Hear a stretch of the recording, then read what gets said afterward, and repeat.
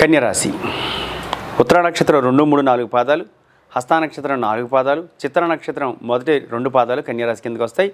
ఉత్తర నక్షత్రం 2, 3, 4 కనుక టో, పా, పి అనే అక్షరాలు, హస్త నక్షత్రం పు, షం, నా, ఠ అనే అక్షరాలు, తర్వాత చిత్తా నక్షత్రంలో పే, పో అనే అక్షరాలు చిత్తా నక్షత్రం మన కన్యరాశి కిందకి వస్తాయి.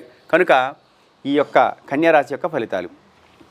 కన్యరాశి వారికి ఆదాయం 5, వ్యయం 5, రాజపూజ్యం 5, అవమానం 2. అనగా 5 రూపాయలు సంపాదిస్తే 5 రూపాయలు ఖర్చు అవుతున్న పూజారి గారు అని అడగవచ్చు.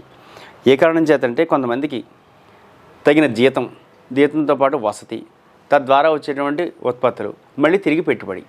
ఒక వ్యక్తి ఉన్నాడు, కిరాణా షాప్ నుంచి నెలకు 1,00,000 రూపాయలు సంపాదిస్తున్నాడు. 50,000 ఇంట్లో ఖర్చు పెట్టాడు, మిగిలిన 50 మిగులుతుంది. కానీ మళ్ళీ దాన్ని తీసుకెళ్ళి కిరాణా షాప్లో పెట్టుబడి పెడుతున్నాడు. తద్వారా ఏమవుతుంది? పెట్టుబడి పెట్టినప్పుడు కూడా తన చేతిలో డబ్బు కనపడలేదు, కానీ పెట్టుబడి రూపంలో కనపడుతుంది. అలా ఒక షాప్ ఉంది, కొంత అప్పు చేసినా కానీ మరో షాప్ పెట్టాడు. 2 చోట్ల 2 దుకాణాలు ఉన్నాయి. 2 దుకాణాల మీద 2 చోట్ల ఆయనకి ఆదాయం వస్తుంది, కానీ లిక్విడ్గా ధనం చేతిలో కనపడే అవకాశం ఉండదు.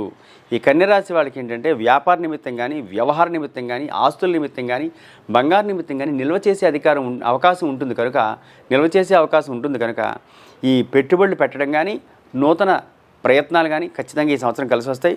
కానీ వీరు అందరితో అంటిముట్టని వ్యక్తులుగా ఉంటారు. అలా ఉండకూడదు. అనగా ఆ నక్షత్రాల ప్రభావాన్ని బట్టి కన్యరాశి వారికి కొంతమందిని దూరంగా ఉంచడం, కనపడిన పక్క నుంచి వెళ్ళిపోవడం, మాట్లాడకుండా ఉండడం లాంటివి చేస్తుంటారు. తద్వారా ఏమవుతుందంటే అవమానం ఎక్కువ అయ్యే అవకాశం ఉంది. కానీ ఈ సంవత్సరం మాత్రం రాజపూజ్యం 5, అవమానం 2 ఉంది. అయినప్పుడు కూడా కొంతమంది దగ్గర వారు, అనుయాయులు, ఆత్మీయులు కొంచెం దూరం జరిగే అవకాశం ఉన్నది.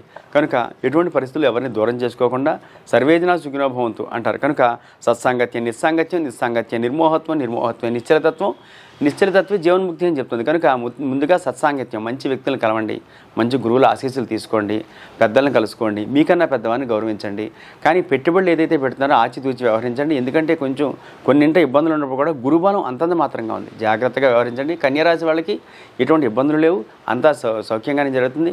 కానీ ఒక్కసారి మాత్రం అవకాశం ఉంటే మీరు ఎవరైనా పురోహితుని పెట్టి సుందరకాండ పారాయణ చేయించుకోండి. సుందరకాండ పారాయణ చేయడం వల్ల మానసికంగా ధైర్యంగా ఉంటారు, శత్రు బాధలు తొలగి శత్రువులు కూడా మిత్రులు అవుతారు. కనుక సుందరకాండ పారాయణం చేయించుకోండి, సర్వదా శుభం జరుగుతుంది.